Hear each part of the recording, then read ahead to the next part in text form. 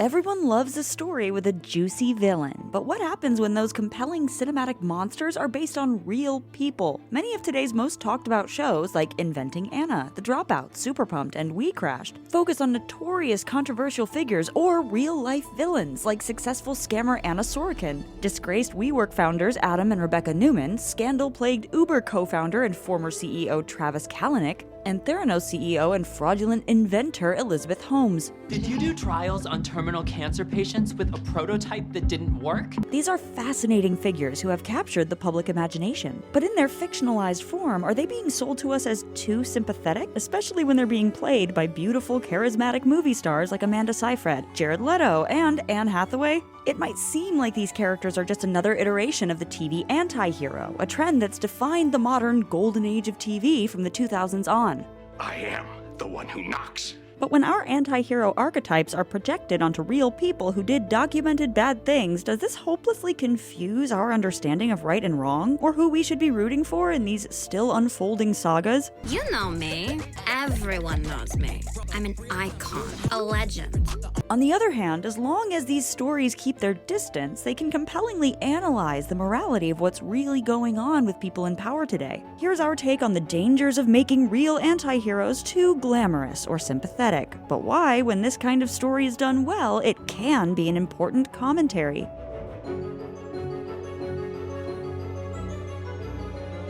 If you're new here, be sure to subscribe and click the bell to get notified about all our new videos.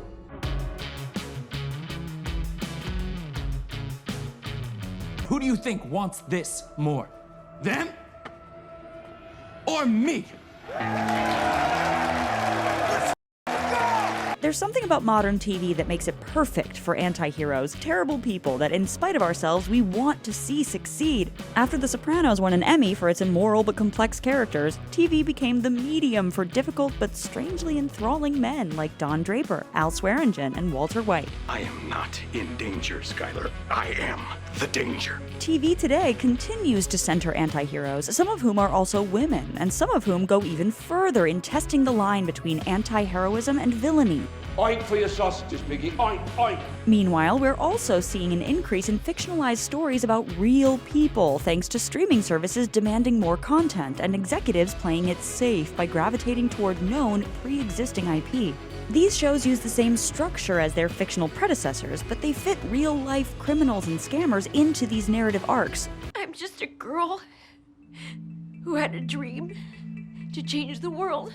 So what's the effect of focusing on anti-heroes or villains who deceived real people instead of non-existent fictional victims? In Succession, the Roys are reminiscent of real people, but their story is ultimately fiction. If you encountered someone like Roman Roy in the real world, you would probably hate him. Waystar Royco, you do hate speech and roller coasters. But when you get to know him in the context of his ruthless, cruel family and get to enjoy his cynical honesty, it's hard not to care for him. But if we come through this, is there a thing where we, like, talk to each other about stuff normally?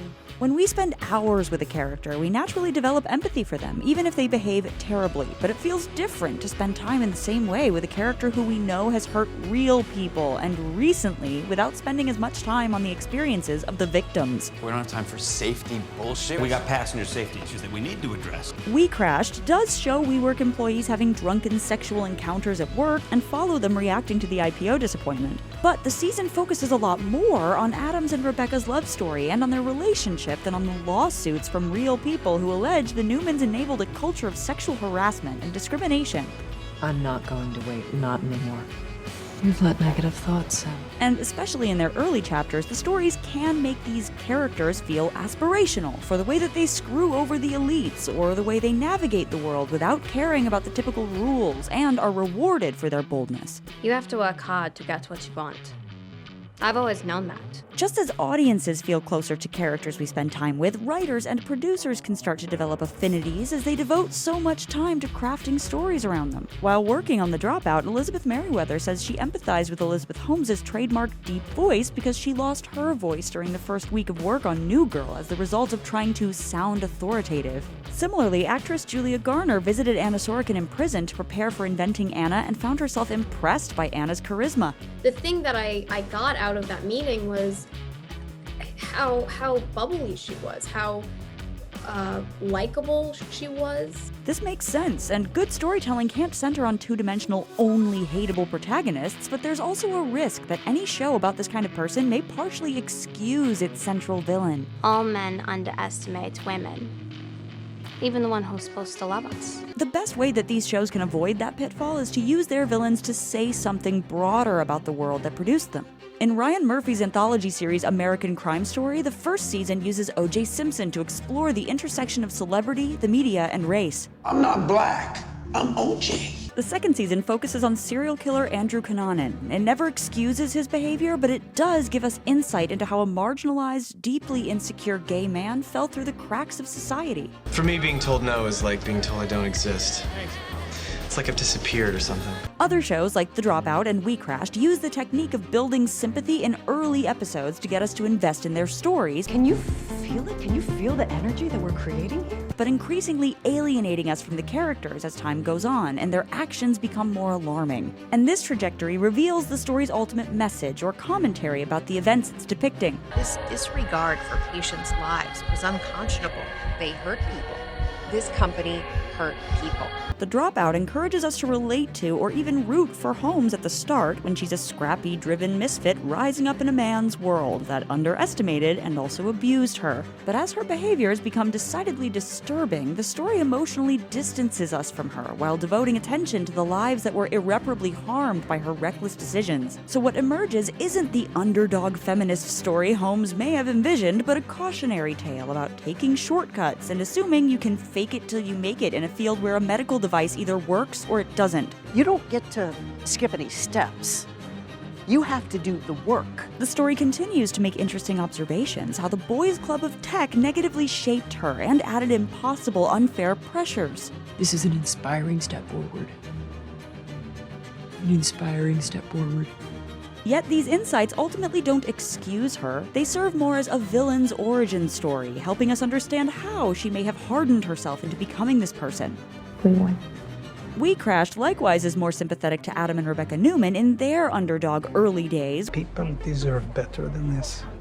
Better than tiny tables spilling coffee on your laptop. Better than hunting for an outlet like a chocolate pig. But he's defined as an antagonist over time as it becomes clear that he cares far more about the lifestyle and enriching himself than being true to any of his rhetoric about putting we over me. Meanwhile, the story is actually more interested in the backstory of his new age, fiercely vegan wife, Rebecca, who was never a liked figure thanks to her reputation for doing things like firing WeWork employees for bad energy. I'm really sorry. I wish I had more information for you. It came from above and... No. Look, you still haven't explained to me what the bad energy means. The show explores how Rebecca reacts to sensing that she's not loved or respected. So bad! And I think one thing's wrong, and then all of a sudden, I'm getting late for closet! As well as the unhealthy relationships with men that formed her.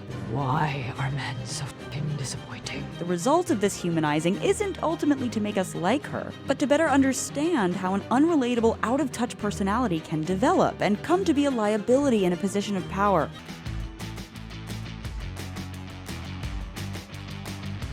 On the plus side, these stories' connection to real events can make these factual anti-heroes or sympathetic villains feel especially illuminating about our current way of life. No one thinks that you're a terrorist when you drive a Lamborghini. As these characters lie their way to the top, no one seems to notice, revealing just how much of our society is itself based on scams. Interestingly, many of these real-life scammer stories take place within the tech industry or adjacent to it, which feels like a commentary on the dubiousness of this opaque force that shapes much of our contemporary lives. From The Social Network to WeCrashed, modern audiences have devoured stories about tech companies and the morally gray moguls who run them. So, you want to work for Uber?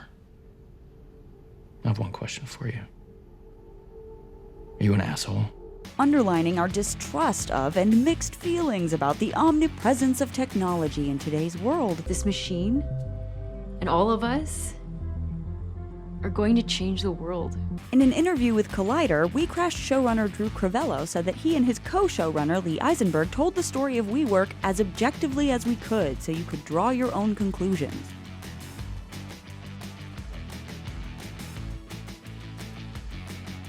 They were also interested in the moral gray areas of this real-life anti-hero story. As Eisenberg said, they spent money frivolously, they overextended, they expanded too fast, and they promised employees things that they didn't deliver. Is that criminal behavior? I don't think it is. You're not watching Walter White in Breaking Bad. Preserving these gray areas can also be an important aspect of doing justice to reality. In an interview with Vulture, the Dropout creator Elizabeth Merriweather noted that she struggled because Elizabeth, before the trial, never said she did something wrong, that she was sorry. Do you think that we did something wrong? Or did you do something that I didn't know about?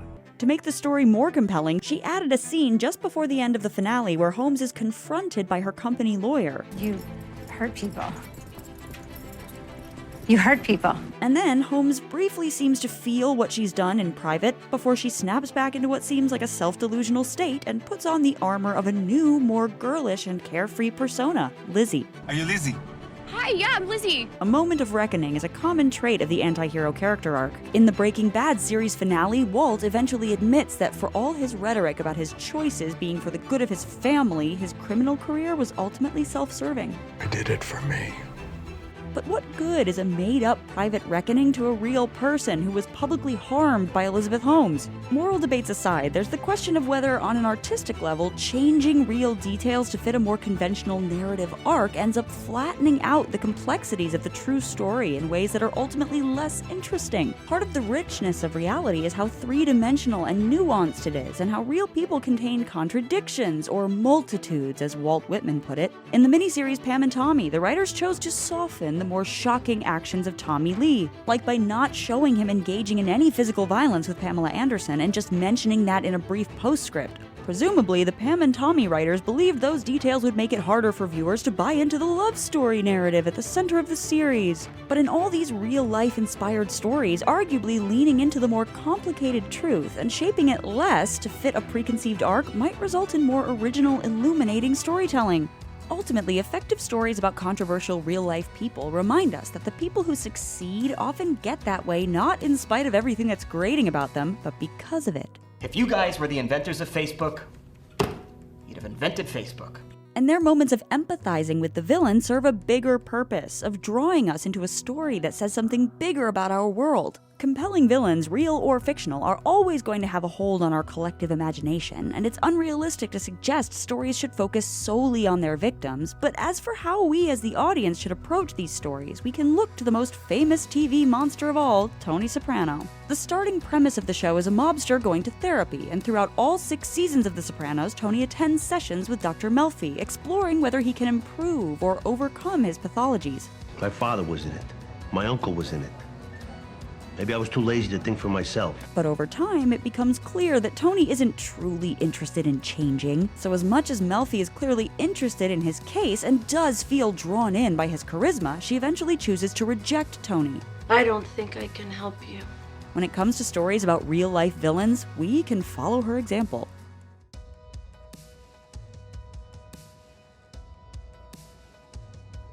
Thanks for watching The Take. Make sure to subscribe and let us know what you want The Take on next.